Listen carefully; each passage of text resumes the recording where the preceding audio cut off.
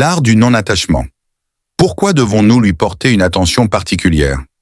L'art du non-attachement, souvent prôné comme une voie vers la sérénité et l'équilibre intérieur, repose sur l'idée de se détacher des biens matériels, des relations, voire des pensées.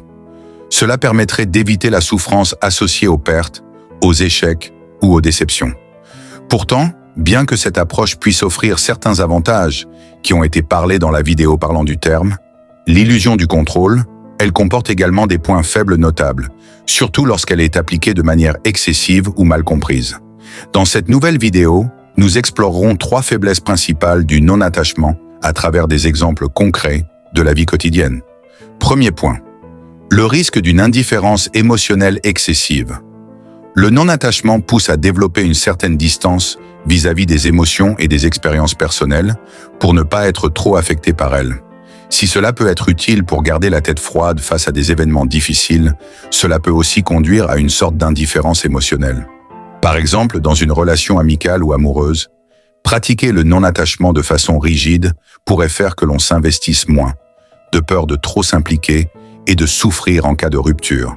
Cela peut créer un fossé émotionnel entre les personnes et l'autre pourrait se sentir négligé ou non valorisé.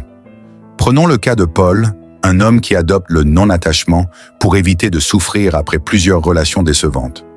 Dans sa nouvelle relation, il reste détaché, ne montrant jamais de signe d'engagement profond. Sa partenaire, Marie, finit par croire qu'il ne tient pas vraiment à elle, car elle ne ressent pas cette connexion émotionnelle essentielle pour une relation. Cette situation finit par provoquer la rupture qu'il voulait pourtant éviter, illustrant ici un des dangers du non-attachement mal appliqué. Il peut éloigner au lieu de rapprocher. Deuxième point. Une possible dévalorisation de l'engagement et de l'effort.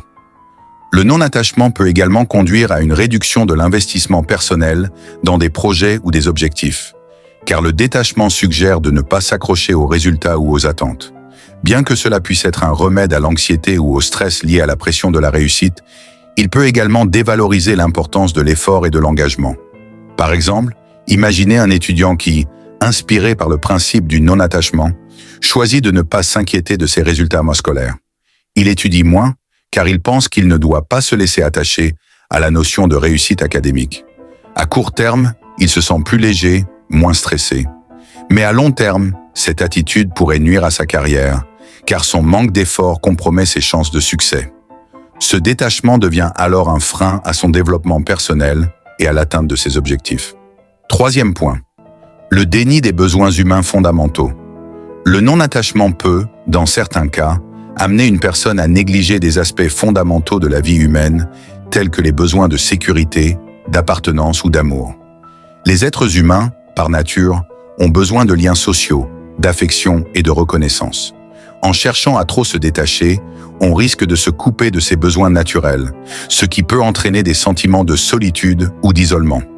Par exemple, dans un contexte professionnel, un cadre peut pratiquer le non-attachement en refusant de tisser des liens avec ses collègues ou de s'impliquer dans des relations de travail profondes.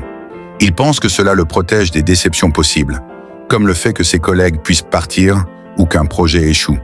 Cependant, en évitant ces connexions, il passe à côté des opportunités d'enrichir son expérience professionnelle, de renforcer son réseau ou tout simplement de se sentir appartenir à une équipe.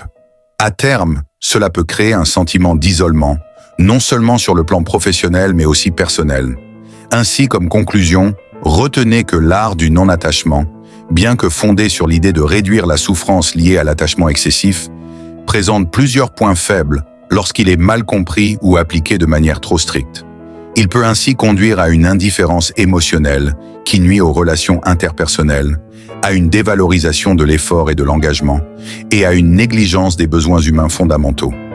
Comme pour beaucoup de philosophies de vie, la clé de cet art réside dans un équilibre. Il est utile de ne pas s'attacher de manière obsessionnelle à certaines choses ou à certaines personnes, mais cela ne doit pas se faire au détriment des liens essentiels qui donnent sens à la vie.